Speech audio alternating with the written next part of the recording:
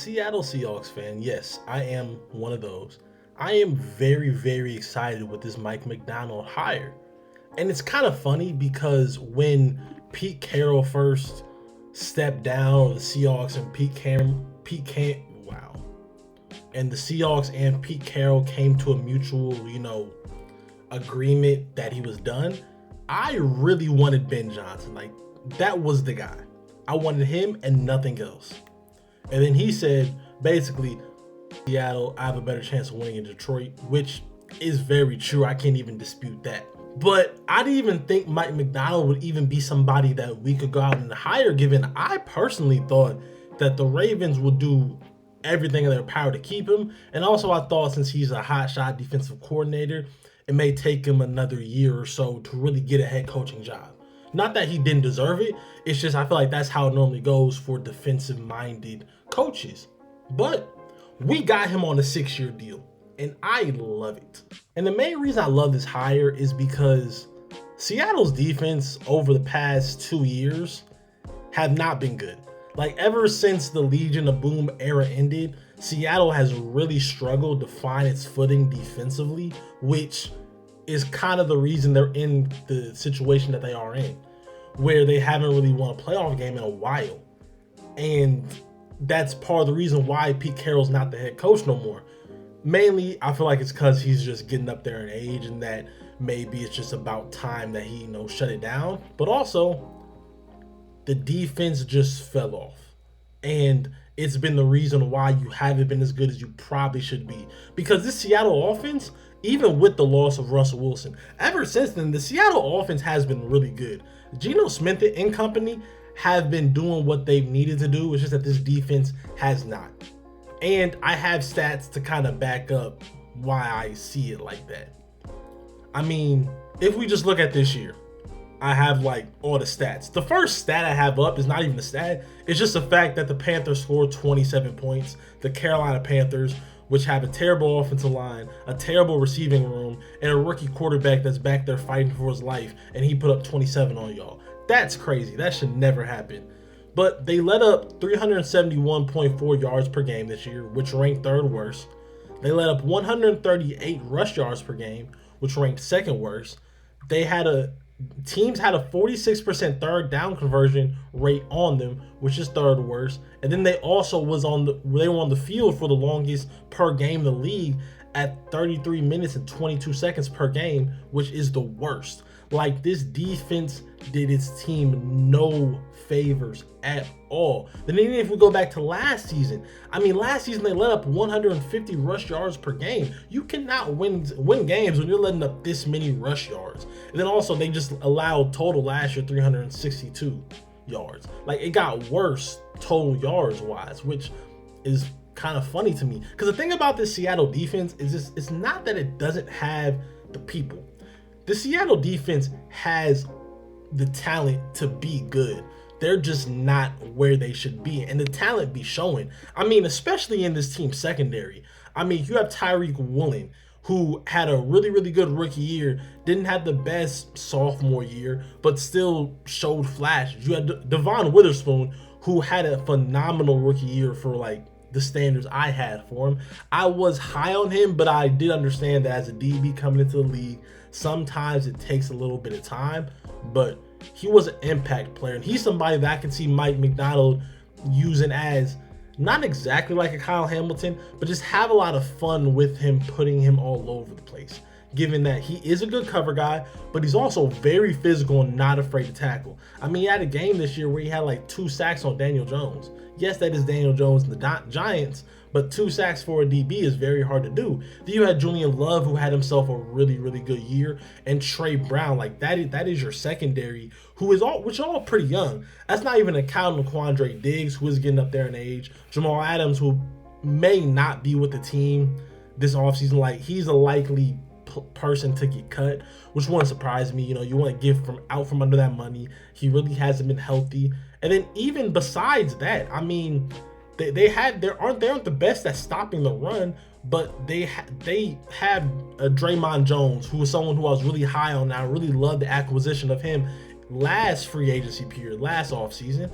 And then they acquired Leonard Williams during the, I don't want to say trade deadline, but like at the midway point of the season, your linebacking core has Bobby Wagner, who I know is old, but he still is one of the best tacklers in the league, and Jordan Brooks, who is a young linebacker that over the past few years, taking out the injuries, he has shown a lot of flashes. Like this, it's not that this defense is just unable to be good. It's that I don't think they've been in the best position to be good.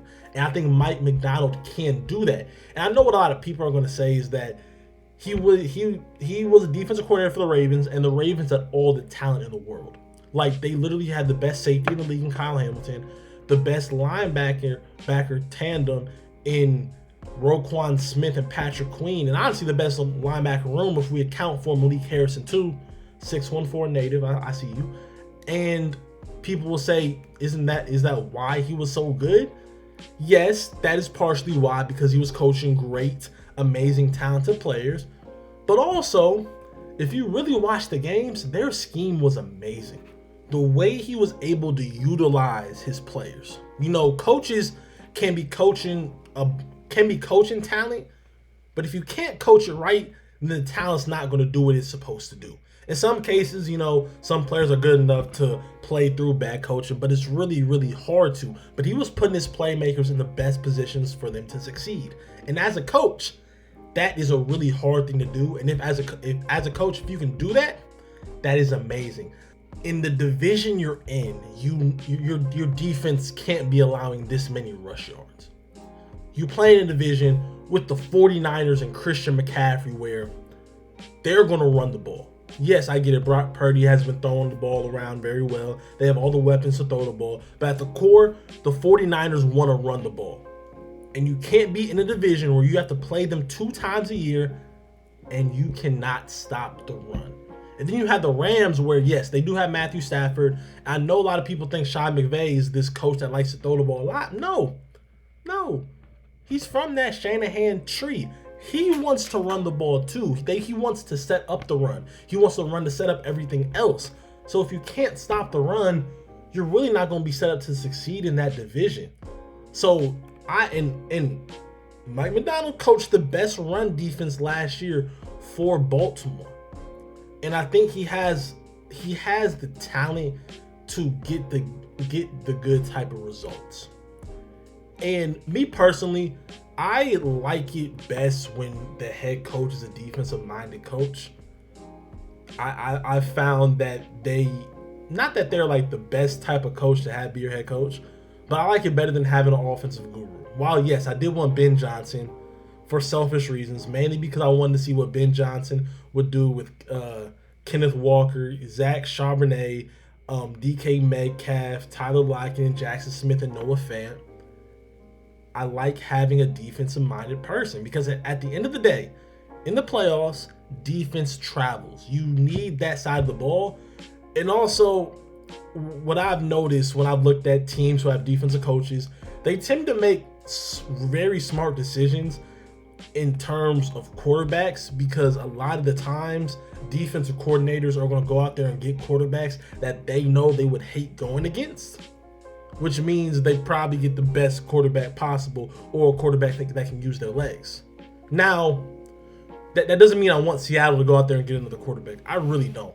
I saw a mock draft where someone had the Seahawks taking J.J. McCarthy, and I know it may sound disrespectful because I am an Ohio State fan, and I should not be saying this, but it's going to sound a way if I say this, but if the Seattle Seahawks in the first round draft J.J. McCarthy, that may be my last straw.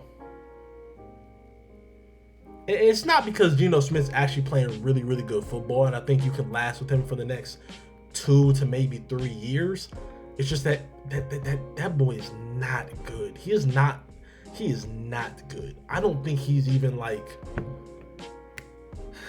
don't think he's a starting quarterback in the NFL, bro. And people want to talk themselves into it because he just won a national championship. But that team was really good. That team was full of NFL guys. I don't think he is one of them ones.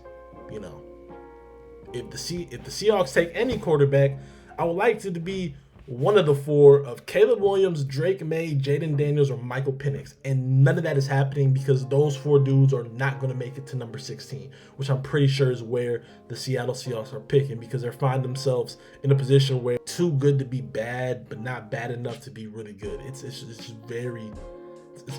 a confusing little lane they're in right now. But I think Mike Macdonald could really help propel this team to a team that could ultimately compete for the division. And they've been doing that without a good defense. And I just need him to make this defense better against the run. That's it. I believe this defense on its own can get better against the pass, given how young and good that secondary is. They just have to get better against the run. That is truly it. And from the Ravens perspective, I've seen a lot of Ravens fans very upset, and rightfully so, with losing this man. And a lot of them, to my shock, wanted him to be the head coach. Thought that they should have, because he was going to leave, they should have instead fired John Harbaugh and moved Mike Macdonald to the head coach, which I understand you want to keep, bro. I completely understand it. But that's a little drastic. I understand that a lot of people are upset with John Harbaugh and this coaching staff right now, given how the AFC Championship game went. But it's like we can slow our roll real quick on firing John Harbaugh. This team just came off of having one of the best regular seasons of all time, and they just laid an egg at the worst possible moment. I don't think you should fire John Harbaugh just to keep your. I know he's your bright, young defensive coordinator. I don't think you should do that, but I do understand how much it sucks to lose a guy like that. But yeah, that's my opinion on the Seahawks hiring Mike Macdonald and why I love it so much. So I hope y'all had a great day. Please remember to like, comment, subscribe, and tell a friend to tell a friend. And let me down in the comments below what you think about this. Are you excited? Just tell me. Are you a Seahawks fan like me? Are you one of the rare ones that live in Columbus, Ohio, too? That's crazy. Let's form a club. But I love y'all. Peace.